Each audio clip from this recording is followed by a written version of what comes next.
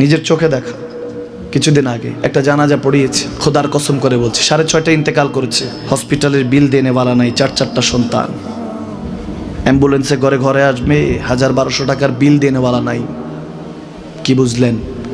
ক্ষণস্থায়ী দুনিয়া।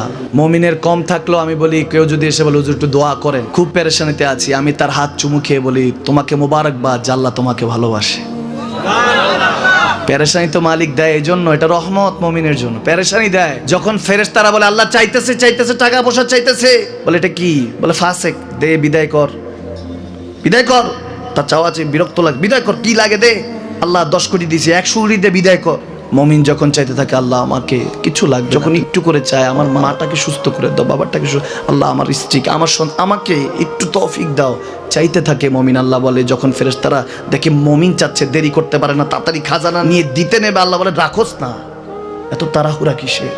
তার চাওয়ার মধ্যে তো প্রেম আছে, একটু চাইতে দেস না। থাকুক না মুমিন আর একটু পেরেশান, থাকুক না, থাকতে দেস না, একটু থাক, একটু থাক। পেরেশানিতে রেখে আল্লাহ মজা নেয়, মহব্বত নেয়, মুমিনের অন্তর থেকে খুশবু নেয়।